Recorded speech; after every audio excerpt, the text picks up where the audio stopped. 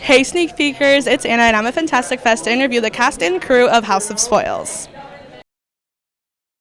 And I've been following your career and I love everything that you've done.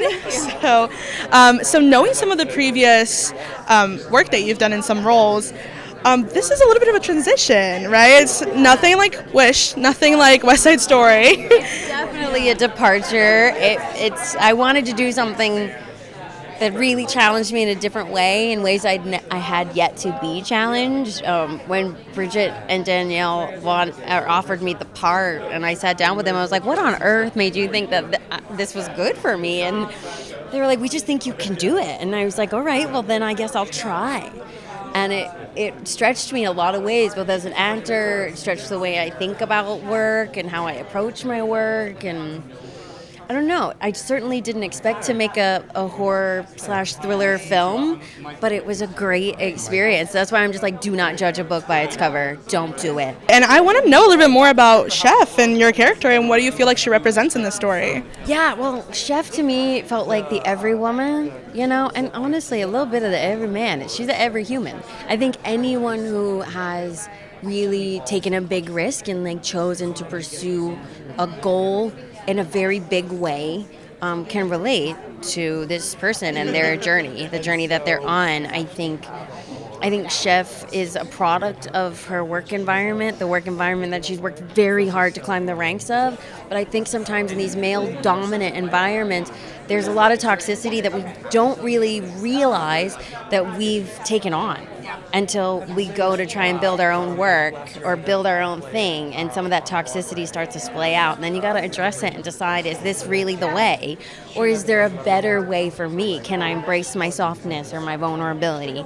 And is this my true leadership style? Or is this something I learned? And how do I want to be? So I know it's a horror film, but there was something deeper underneath it for me.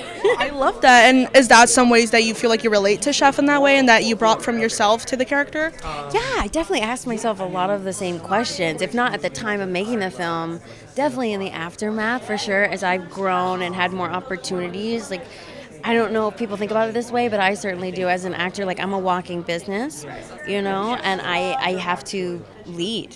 It's like, yes, I have a whole host of people who work to help me be able to do the thing that I love to do. They help bring me opportunities. I have my publicists that are here helping me represent myself. Like, I have to lead that group of people.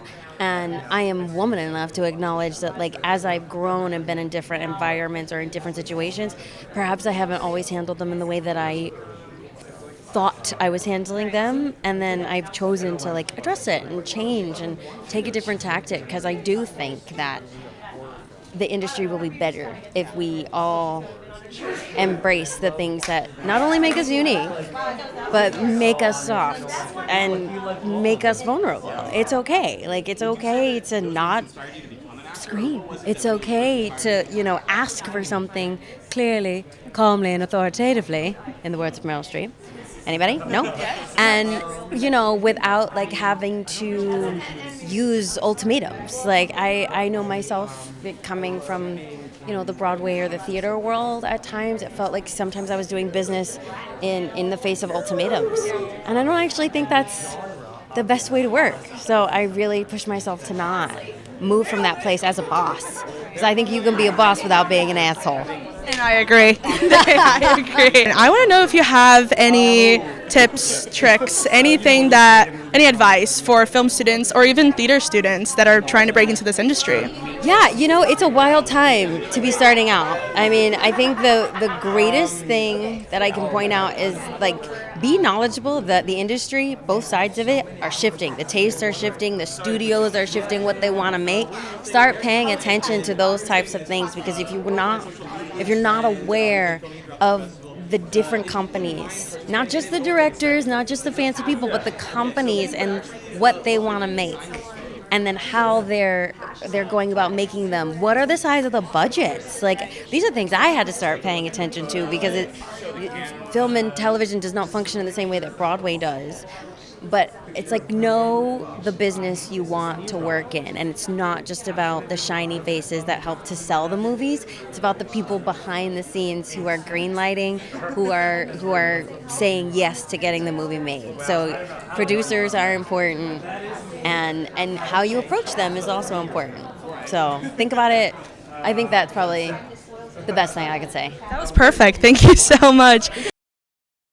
I want to know a little bit more about your character and like what do you feel like he represents in this story? I think what's amazing about what Bridget and Danielle, the writer directors of this movie, have done is that we get to tell a horror haunted ghost story, but also kind of like have like a social bent of like, you know, bringing down the patriarchy.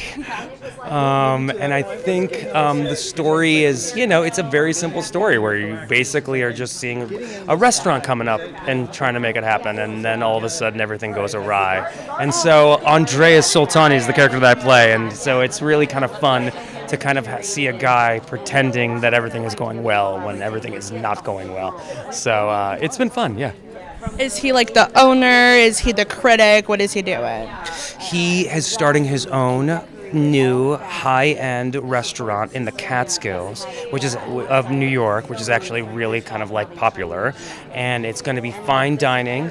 And he plucks this up-and-coming new chef, played by the amazing Ariana Debose, and takes her all the way up, takes her and says, "This is yours. Make this everything that it can be," and some things go wrong. And I want to know, were there any like funny or perhaps horror stories from set, or I bet working with this cast and crew was also amazing. But I know there's always things that happen throughout the way. So is there anything that stuck out to you? We shot this movie in Budapest, and it's a horror, and most of the movie is like in the evening, and so you're doing a lot of overnight shoots. And so the giddiness that happens around 3 a.m. as you're re-eating some disgusting food that's supposed to be delicious starts making you go kind of insane. Yeah.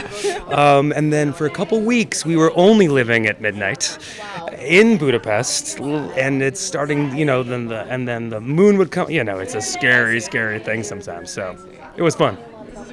And as film students ourselves, do you have any advice for people that are trying to break into the industry or, trying to break into entrepreneurship? Yeah, I think the biggest advice that I would give to students with regards to art or anything else is you just have to do it. You have to constantly do it.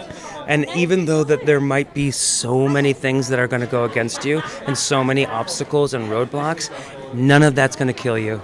You just got to keep moving ahead. And the people that really, not even succeed, but the people that just like maintain are just the ones that are constantly doing, no matter how many failures there are. So, thank you so much.